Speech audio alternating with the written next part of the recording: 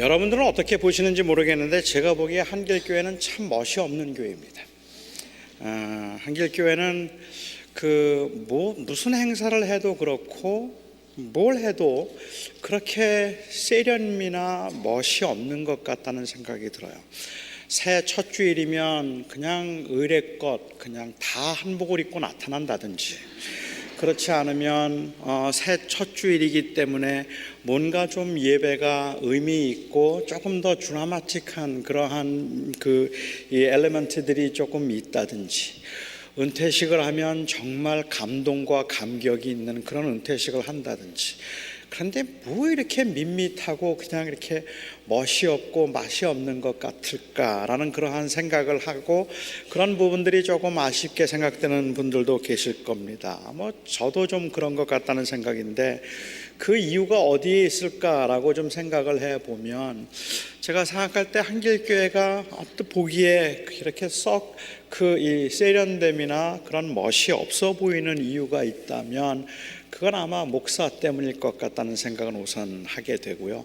목사가 그런 쪽으로 별로 밝지도 그렇게 크게 관심이 없기 때문에 그런 것 같기도 생각하는데, 어쩌면 그거보다 더 큰 이유가 있다면 그것은 저희 교회가 이 개혁주의 라인에 있는 개혁주의 교회이기 때문에 그런 것 같습니다. 절기에 대해 그렇게 큰 의미를 부여하지 않고 어떤 그 시즌의 센티멘탈리티에 의미를 부여하는 것이 하나님을 집중하는데 오히려 방해가 될 수 있다고 생각했던 이 스코틀랜드 리폼 개혁주의 전통이나 아니면 이 화란 이 개혁주의 전통이 아주 강하게 배어 있는 저희 교회이기 때문에 그런 절기에 그렇게 큰 의미를 부여하지 않으려고 하는 것이 그런 의도 때문이기도 한 것 같다는 생각이 들어요. 하지만 그 일상이라 할지라도 또 그리고 그렇게 화려하지 않은 것 같아도 그 마음 깊은 곳에 항상 하나님의 은혜로 인한 그 감동과 그리고 또 그 열정이 남아 있어야 할 것 같습니다. 그냥 그런 전통이 아닌 그냥 무기력함과 사는 게 다 재미없어서 그런 것은 아니기를 바랍니다. 결코 그런 것은 아닙니다. 오늘 하나님의 말씀 함께 보도록 하죠. 요한복음 3장에 있는 말씀인데요, 3장 9절부터 15절까지 제가 봉독하고 오늘 설교는 14절과 15절에 주목하도록 하겠습니다. 하나님의 말씀입니다. 니고데모가 대답하여 이르되 어찌 그러한 일이 있을 수 있나이까? 예수께서 그에게 대답하여 이르시되 너는 이스라엘의 선생으로서 이러한 것들을 알지 못하느냐? 진실로 진실로 내게 이르노니 우리는 아는 것을 말하고 본 것을 증언하노라. 그러나 너희가 우리의 증언을 받지 아니하는도다. 내가 땅의 일을 말하여도 너희가 믿지 아니하거든. 하물며 하늘의 일을 말하면 어떻게 믿겠느냐? 하늘에서 내려온 자 곧 인자 외에는 하늘에 올라간 자가 없더니라. 모세가 광야에서 뱀을 든 것까지 인자도 들려야 하리니 이는 그를 믿는 자마다 영생을 얻게 하려 하심이니라. 아멘. 하나님의 말씀입니다. 2001년 12월 15일에 한국에 살던 27살의 남영기 씨와 그리고 미국에 살고 있던 재미교포 28살 이정진 씨가 결혼을 했습니다. 약 한 10개월 동안 이메일을 주고받다가 그래서 만나게 되고 그 만남을 통해서 마침내 두 사람이 결혼을 하게 된 것입니다. 이 두 사람이 결혼한 것이 화제가 되어서 언론 매체마다 이 두 사람의 결혼을 기사로 보도를 했습니다. 그렇게 언론사마다 이 이정진 씨와 남영기 씨의 결혼을 그렇게 기사로 다룬 이유는 일반 사람들의 생각으로는 잘 이해가 되지 않는 그러한 파격적인 결혼이었기 때문에 그렇습니다. 남편인 이정진 씨는 17살까지 고아원에서 살았습니다. 고아원에서, 한국에 있는 고아원에서 그렇게 이 부모 없이 갖은 고생을 다하면서 살다가 17살 때에 미국에 입양되어서 애덤 브라운이라고 하는 이름으로 미국에서 10년을 살았습니다.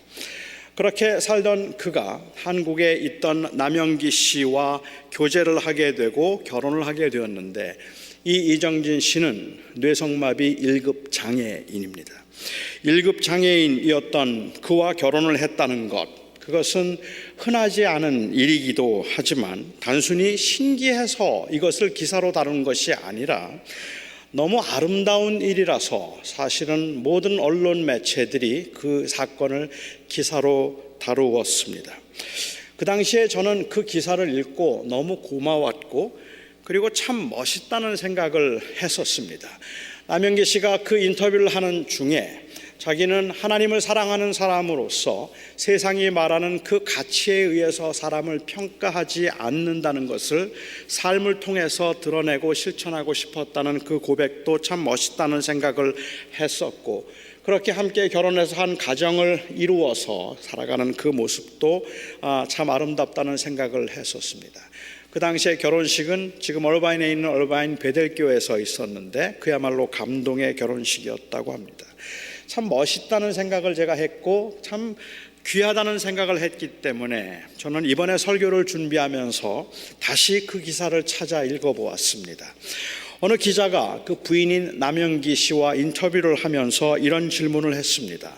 혹시 부모님이 반대하지는 않았습니까? 참 궁금한 질문이기도 합니다. 그때 남영기 씨는 처음에는 부모님이 너무 심하게 반대를 하셨지만 나중에는 이해를 하셨다고, 그리고 축복해 주었다고 대답을 했고, 그리고 그 남영기 씨의 어머니는 인터뷰하는 중에 너무 많이 힘들었지만, 그리고 너무 많이 마음이 아팠지만 하나님이 기뻐하실 그 결혼을 차마 반대할 수 없었다고 했습니다.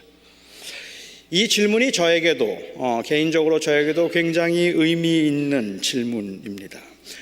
무남동녀 외동딸로 미국에 유학 와서 공부하던 제 아내에게 제가 청혼을 하면서 제가 제일 두려웠던 것은 장인 장모님의 반대였습니다. 장애인이었고 아주 가난하고 또 미래가 별로 보이지 않는 그냥 그런 신학생이라는 이유로 이미 벌써 저는 이 상처를 받은 경험이 있었거든요. 그렇게 상처를 받은 경험이 있던 저로서는 사실은 자신이 없었습니다. 또 상처를 받으면 어떻게 하나, 틀림없이 또 반대할 텐데 라는 그런 생각을 컸기 때문에 그런 것 같아요. 그 당시에 장인께서는 기독교인이 된 지 얼마 안 되셨던 터였는데, 제가 이제 그분을 찾아뵈었을 때 그때 장인께서는 나는 자네가 목사가 된다고 해서 결혼을 허락했네, 결혼을 반대할 수 없었네 라고 그렇게 말씀을 하셨습니다.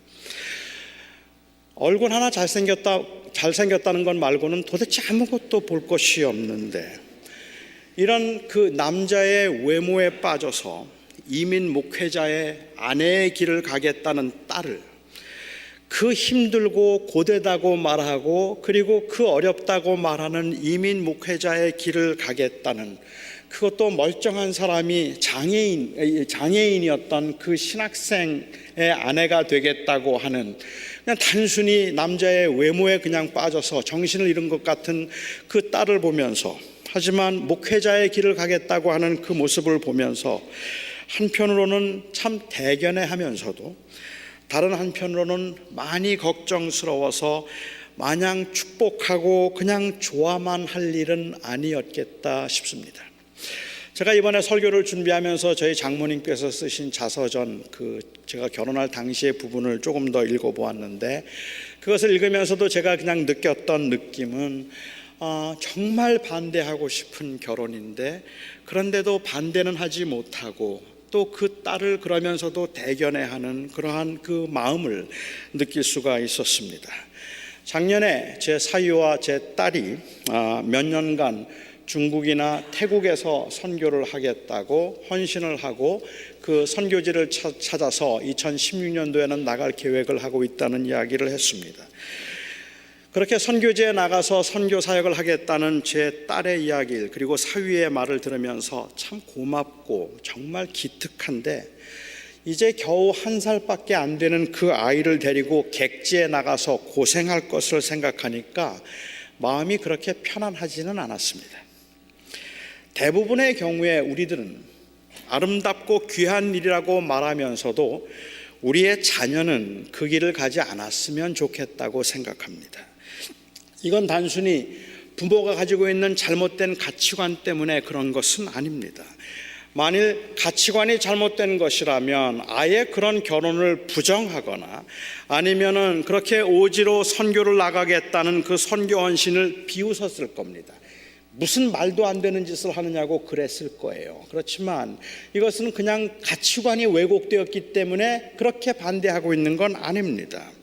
속으로는 전혀 하나님 나라에 관심이 없으면서도 마치 거룩하고 헌신된 하나님의 사람인 것처럼 그렇게 흉내를 내고 있는 위선 때문에 그런 것도 아닙니다.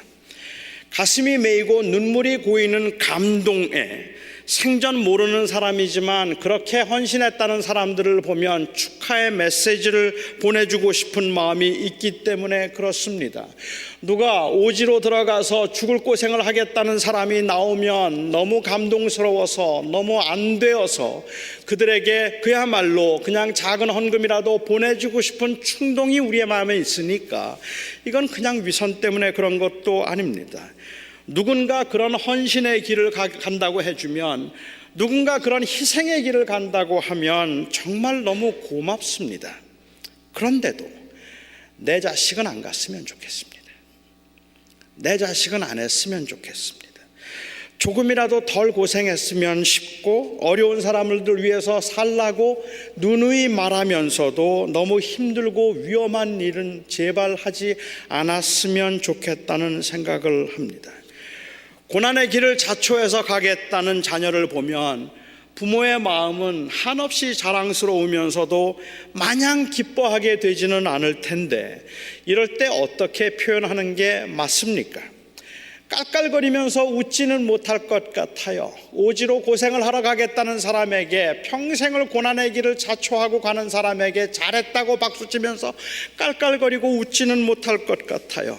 그렇다고 너무 슬프고 속상한 표정으로 우울한 얼굴을 하는 것도 마땅치가 않습니다.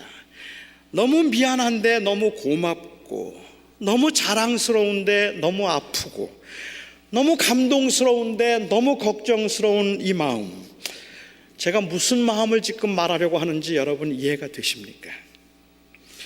요한복음에서는 종종 이런 마음이 느껴집니다. 저는 오늘 본문에서도 그런 마음을 느낄 수 있었습니다. 이스라엘 백성들은 광야의 그 긴 광야 생활 가운데 상당히 많이 지쳐 있었어요. 사람이 지치면 이제 거의 끝났다 싶을 때 오는 그 고난과 어려움이 훨씬 더 힘든 법입니다. 그 고난에 마음이 상하는 법이죠. 참고 참았는데 이제 한 번만 더 하면 된다고 생각하는데, 그래서 거의 다 왔다고 생각할 때 몰아치는 그 바람 앞에서는 정말로 마음이 상해서 견디기 어려운 때도 있는 법이죠. 가나안이 눈앞인데 이제 곧 그 가나안에 들어가면 그동안의 광야 생활 다 끝날 텐데, 가나안 접경에 있던 형제라 불리우는 이 에돔 사람들은 그 백성이 자기 나라 땅 끝자락을 밟고 지나가는 것도 허락하지 않았습니다.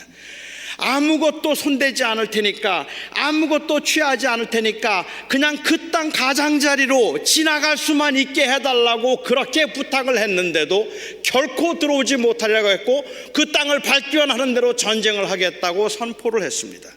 전쟁을 해서 못 이길 건 아니겠지만 모세는 에돔과 전쟁하기를 원하지 않았기 때문에 그들의 그 강경한 그 반대로 결국은 다시 그 눈앞에 접경을 이 가나안을 눈앞에 두고 에돔을 삥 돌아서 멀리 우회해야 했습니다. 또다시 갈증과 피곤함, 허기짐, 그리고 또다시 그 고난의 그 긴 여행을 시작해야 했던 겁니다. 고난이란 원래 고난을 아는 사람들에게 더 두려운 법입니다. 그동안에 그냥 그렇게 고통스러운 삶을 살았으니까 그까진 몇 년도 못 가겠어? 그렇지 않아요. 고난을 경험한 사람들은 고난이 두려운 법입니다. 그래서 더 힘들죠. 그렇게 에돔 땅을 막 우회를 시작하려고 할 때 하나님께서 제사장 아론을 데려가셨습니다. 그가 죽었어요.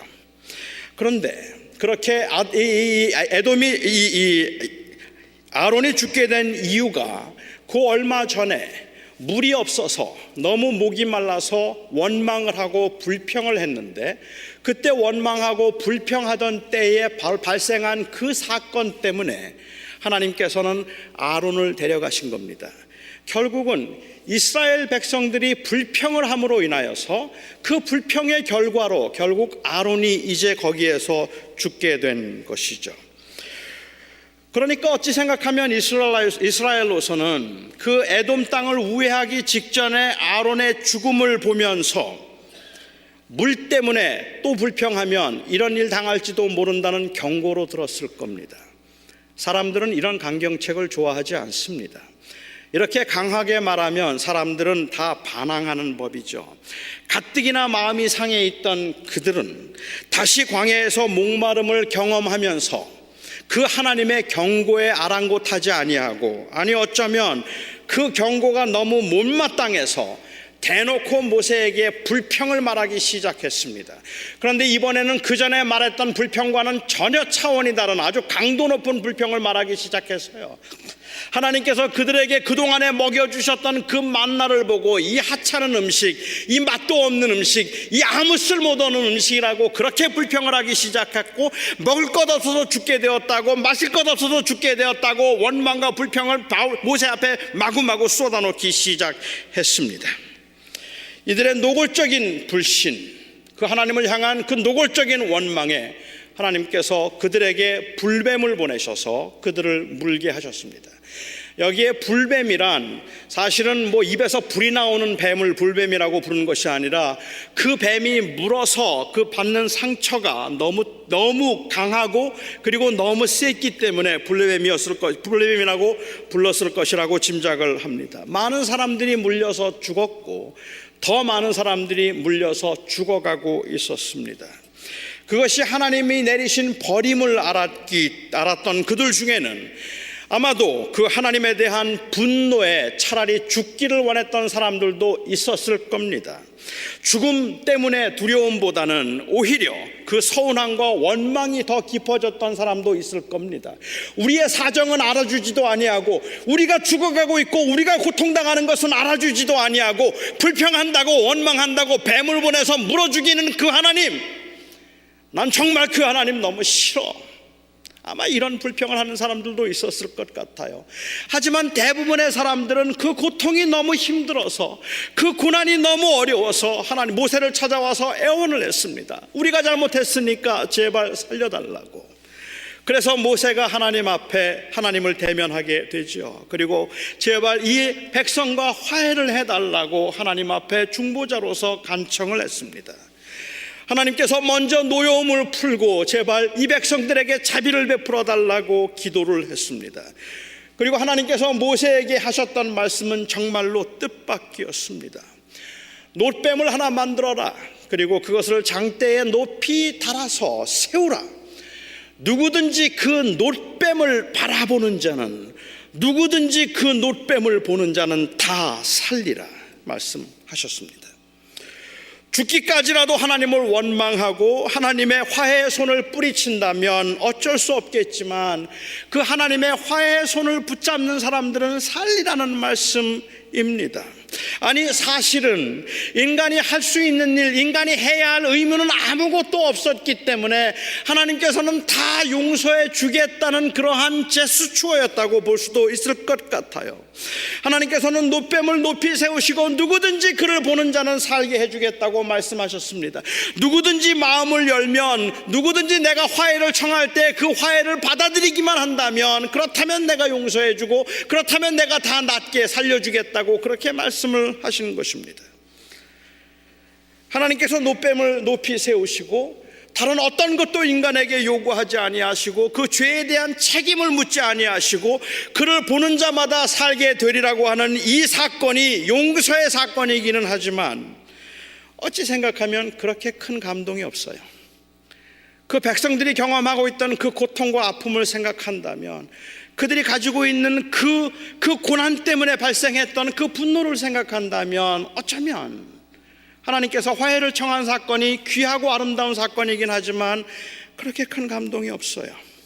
하나님이 청하시는 화해의 방법이 기발하다 싶기도 하고, 결국 하나님께서 보고 싶었던 것은 하나님에 대한 신뢰의 회복이라는 점과, 이 회복을 위해서 하나님께서 인간에게 요구하신 것은 그냥 하나님을 신뢰하여 믿는 것 말고는 아무것도 요구하지 아니하신 그야말로 무조건적인 사랑이라는 메시지는 분명한데, 그렇게 큰 감동은 없어요.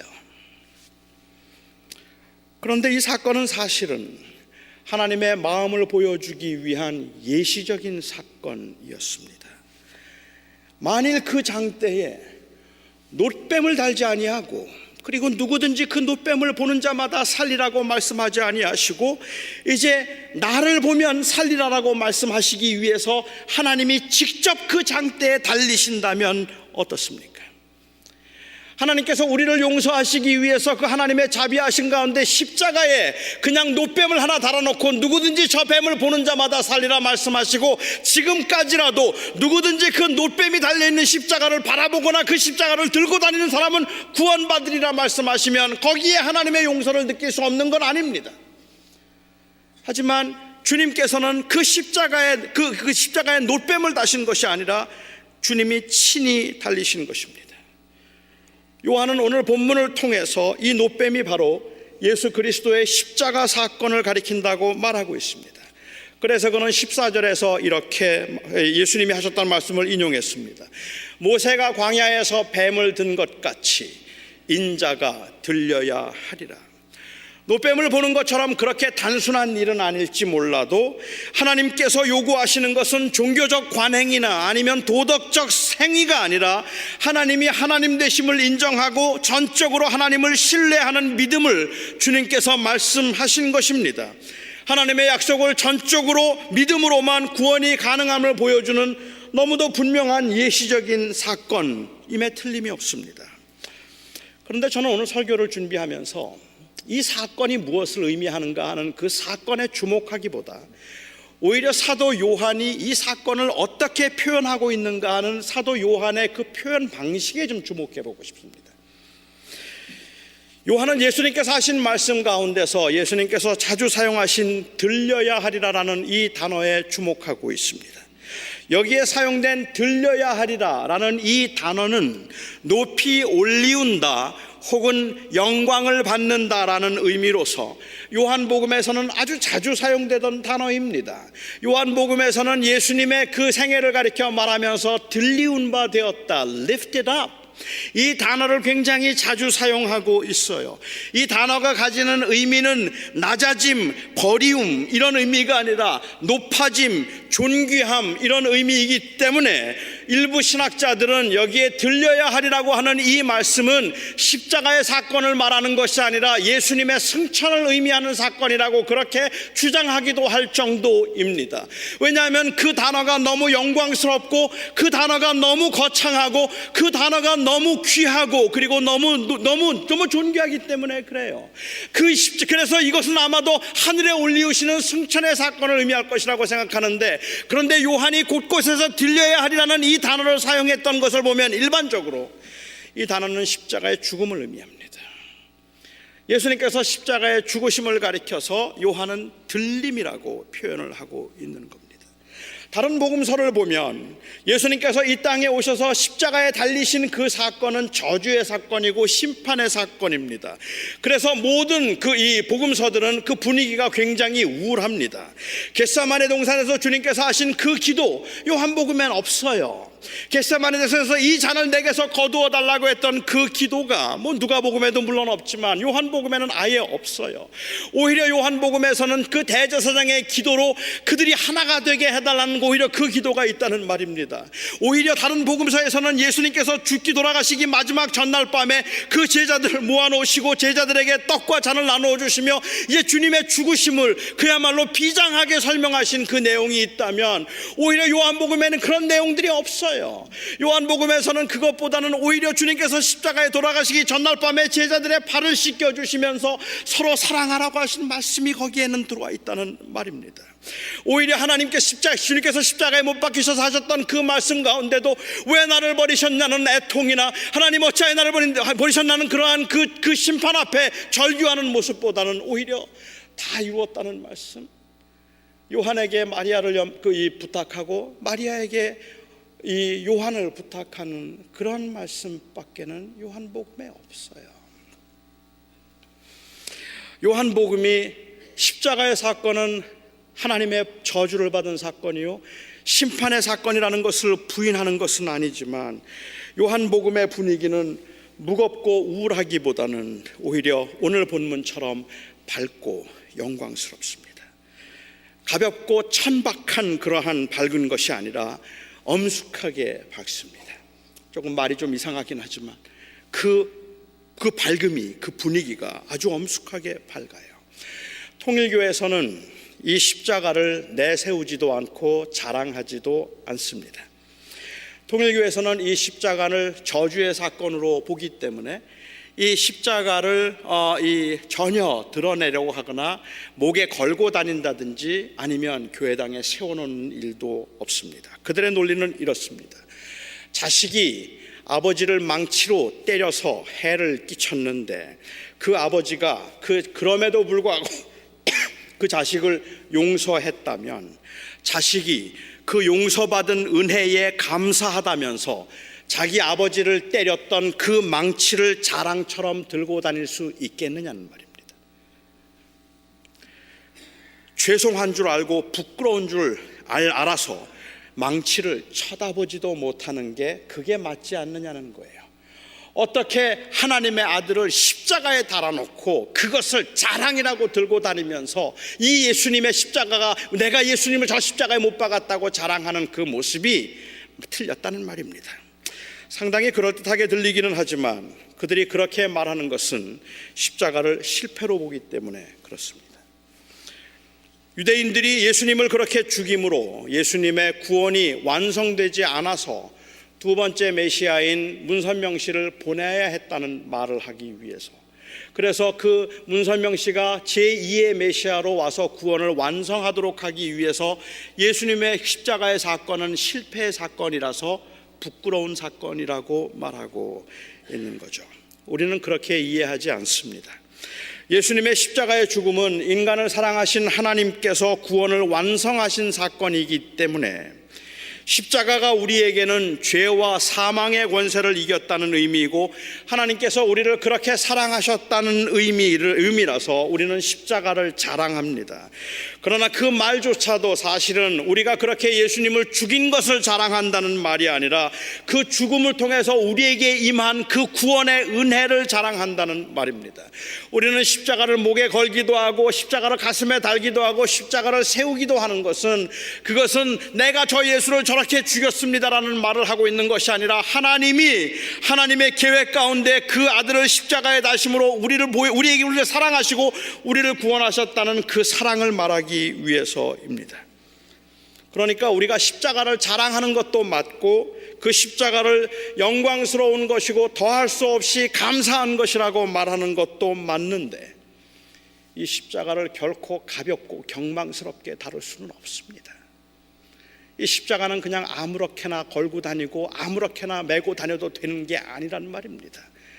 그 십자가의 죽음은 하나님의 저주를 의미한 사건이기 때문에 그렇습니다. 광야에 달렸던 노뱀과는 다릅니다. 인간의 화해를 청하기 위해서 하나님 당신께서 친히 달리셨기 때문입니다. 저는 오늘 설교를 준비하면서 이 죽음을 들리움이라고 표현하신 표현에 초점을 맞추고 싶었습니다.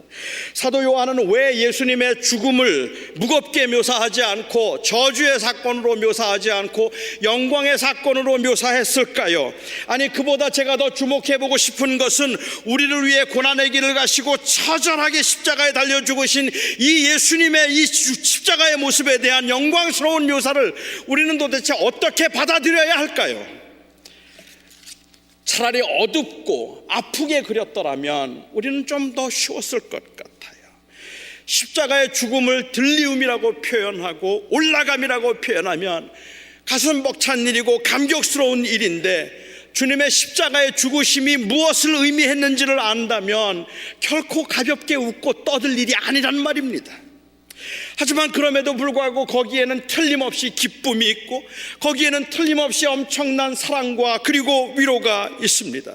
그래서 하나님이 세상을 이처럼 사랑하사 독생자를 주셨으니 이는 저를 믿는 자마다 멸망치 않고 영생을 얻게 하려 하심이라는 그 사랑의 고백 앞, 사랑의 선언 앞에 땡큐라고 그냥 가볍게 말할 수 없단 말입니다. 그렇게 말할 수 없어요. 그건 그냥 전능하신 하나님께서 우리의 죄를 사하기 위해서 놋뱀을 달아놓으시고 바라보는 자는 살리라 말씀하신 것이 아니라 그 아들을 저주해서 십자가의 단사건이기 때문에 그렇단 말입니다. 엘리 엘리 라마 사박다니, 나의 하나님 왜 나를 버리셨습니까? 왜 나를 버리셨습니까? 외치는 그 아들의 영적인 절망과 버림받음 앞에서 우리는 가볍게 웃으면서 은혜네요 라고 말할 수 없다는 말입니다. 저는 제게 문제가 있는 것이다 싶기는 한데, 아직도 저는 예수 그리스도의 죽음과 그리고 그 십자가의 고난에 관한 찬송가 혹은 복음성가의 곡조가 너무 빠르거나 가벼우면 저는 좀 불편합니다. 이게 이렇게 가볍게 부를 수 있는 노래인가? 이게 생글생글 웃으면서 부를 수 있는 노래는 아닐 것 같은데, 주님이 십자가에 달리심이 그렇게 가벼운 사건은 아닐 텐데 라는 생각이 들어서 조금 불편하기는 해요. 물론 죄인을 향한 이 하나님의 사랑을 이처럼 가볍게 여기게 된데 요한에게 책임이 있다고 말하면 그것도 어느 정도 맞는 말인지도 모릅니다. 하나님이 세상을 이처럼 사랑하사 독생자를 주셨으니 이는 저를 믿는 자마다 멸망치 않고 영생을 얻으리라는 이 엄청난 복음의 선언을 들으면서, 그래 무조건 믿기만 하면 그러면 나는 구원을 받으니까 그 사랑이 얼마나 크고 놀라운 건가라고 그렇게 생각을 하는데, 이 사건을 말하기 이전에 그 놋뱀에 달렸던 높이 달렸던 그 놋뱀의 이야기가 바로 예수의 이야기고, 예수님의 십자가의 사건이 전제되어 있다는 것을 생각하면 굉장히 영광스러운 사건이지만 사실은 굉장히 무거운 사건입니다. 하지만 저는 이 저주의 사건을, 십자가에 달리신 저주의 사건을 올리움, 들리움, 영광을 받으심, 이런 말로 표현한 이 표현에서 저는 무한한 위로를 받습니다. 가볍게 웃을 수는 없지만 웃지 않을 수 없는 기쁨, 숙연해지기는 하지만 그런데도 마구마구 뛰고 싶은 감동, 고통과 아픔이 있지만 거기에 사랑이 느껴지고 거기에 은혜가 느껴집니다. 기꺼이 희생의 길을 가겠다는 그 부모를 보는 자식을 보는 부모의 심정에서 느끼는 그 미안함과 고마움이 십자가 앞에서 고스란히 느껴집니다. 그래요, 하나님이 우리를 그렇게 사랑하셨습니다. 이 하나님의 사랑에는 우리가 말할 수 없는, 감히 그 앞에 서기조차 할 수 없어서, 눈조차 맞출 수 없어서 그냥 숨어버리고 싶을 만큼 미안함이 있고, 그럼에도 불구하고 찾아가서 그 볼이라도 쓰다듬어 드리고 싶고 그냥 안고 싶을 만큼의 고마움이 있습니다. 어떻게 이런 죄인을 위하여 주님께서 그 십자가의 길을 가심으로 나를 구원하셨는가? 비약처럼 들릴 수도 있지만 저는 저와 여러분의 삶에서도 이 긴장이 좀 느껴졌으면 좋겠습니다.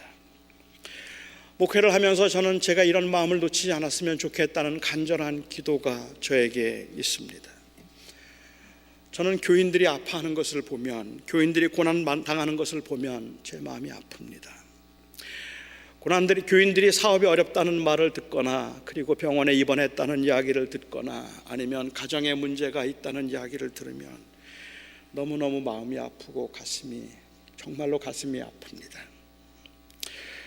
하나님의 은혜를 붙들고 살자, 하나님의 뜻이 있다면 고난이라도 순종하며 살자 말하지만, 우리가 어떤 경우에도 하나님의 은혜로 그 믿음으로 살자고 그렇게 말하지만 사람들이 힘들어하고 삶이 너무 고돼서 눈물 흘리는 모습을 보면 복받아 잘 살게 해달라고 좀 화끈하게 복을 빌며 기도하지 못했던 제 마음이 너무 미안합니다. 하나님, 제발 우리 사랑하는 성도들 고난당하지 말게 해주세요. 하나님, 복을 주셔서 2016년도에는 만사가 형통하게 해주시고 건강하게 해주시고 하는 일마다 잘 되게 하시고 아이들 다 인류대학 가게 해주세요. 그런 기도를 정말로 그냥 목이 외치라고 자신 있게 당당하게 해주면 좋겠는데 그렇게 기도하지 못하고 2016년도에도 어려운 일이 있을 테고 2015년도도 힘들었겠지만 그래도 우리가 바라는 건 하나님의 나라니까 참아야지요, 견뎌야지요 라고 말하는 제가 여러분들에게 너무 미안하단 말입니다. 아무 문제 없을 거라고 내가 하나님 앞에 기도하니까 하나님께서 내 기도를 들어주셔서 여러분의 생애가 그야말로 탄탄대로일 것이라고 그렇게 말해줄 수 있으면, 그리고 그렇게 자신 있게 말할 수 있으면, 또 그래서 제가 그렇게 축복해서 그렇게 될 수만 있다면 정말 정말 좋겠는데 우리가 원하는 것은 그런 삶이 아니라 우리는 하나님의 제자로 이 땅에서 끝까지 믿음을 견디며 살아가는 것, 그러니까 어떤 고난 가운데도 흔들리면 안 됩니다, 넘어지면 안 됩니다라고 말할 때 너무 마음이 아프단 말입니다. 너무 미안하단 말입니다. 그럼에도 불구하고 우리 사랑하는 성도들이 맞아요, 믿음으로 살아야죠, 한 해도 열심히 할 겁니다, 하나님 바라보며 살 겁니다라고 말해주면 너무 고맙단 말입니다. 너무 미안한데 너무 고맙단 말입니다. 그래, 그렇게 살아가야 되는 건데 우리가 원하는 건 그게 아니라 할지라도, 우리가 원했던 일들이 다 일어나는 건 아니라 할지라도 그래도 하나님 붙들고 살아보려고 믿음을 지키려고 애쓰는 그 모습을 보면 미안한데 고맙습니다.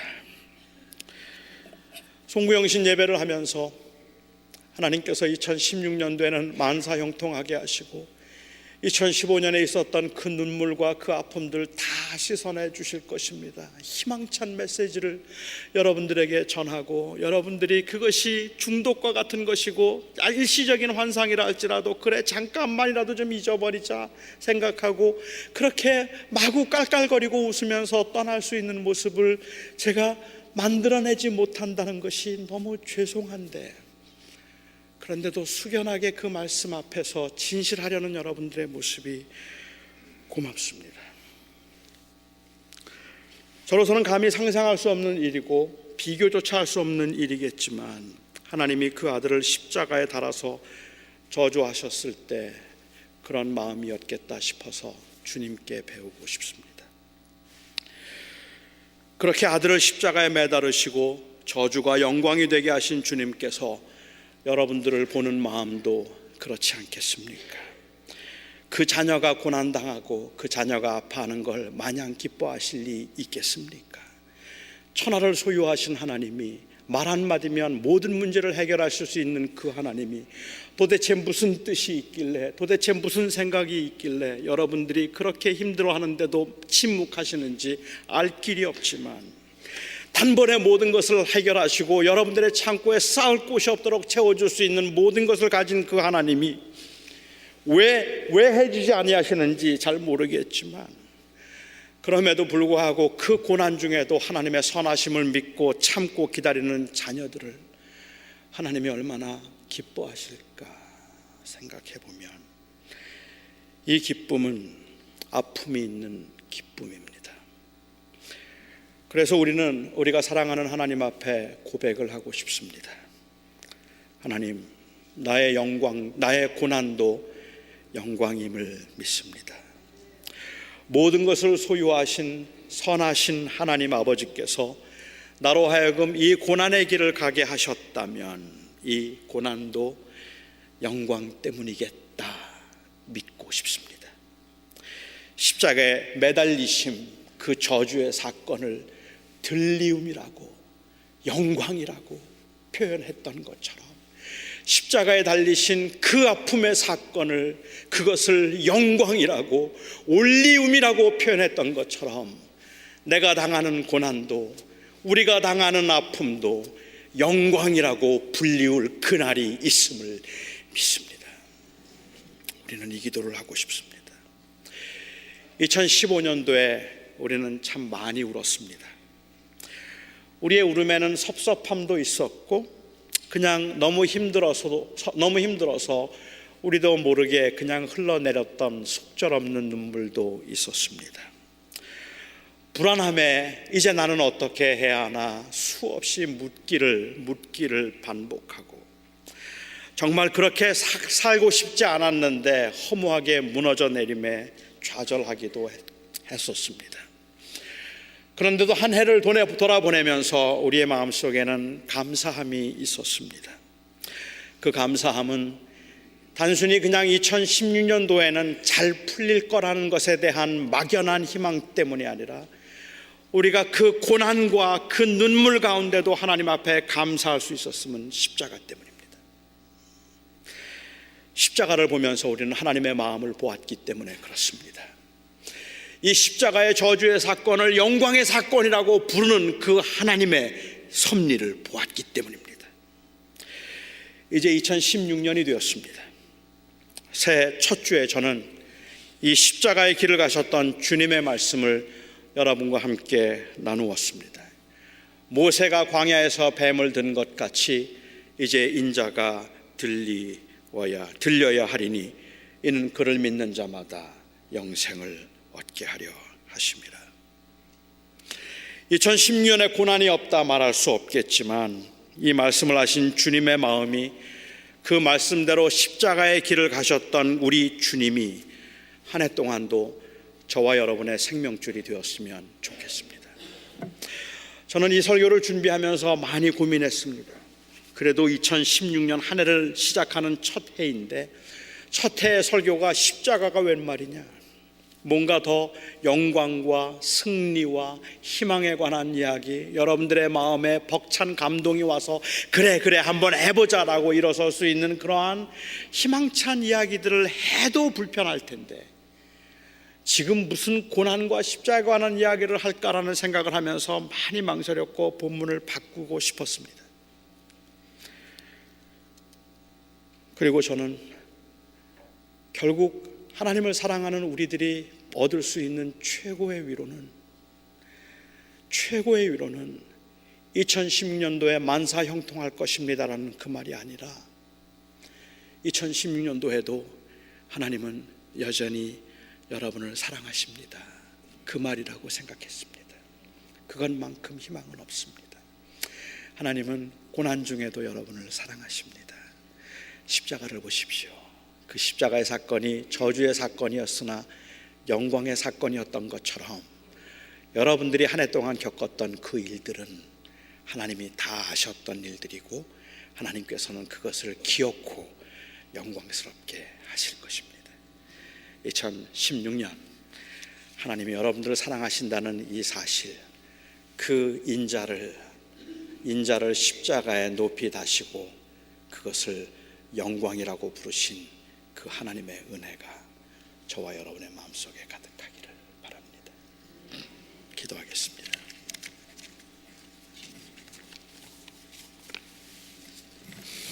자비로우신 하나님, 2016년 새해가 드디어 밝았습니다. 물론 이미 여러 해를 살았던 저희들로서 한 해가 가고 한 해가 온다는 것이 무슨 그리 큰 의미가 있겠습니까마는, 그럼에도 저희는 새해를 시작하면서 우리의 마음속에 간절한 열망이 16년은 참 편했으면 좋겠고 쉬었으면 좋겠다는 생각뿐입니다. 그런데 저희는 오늘 하나님 앞에 다시 한번 기도합니다.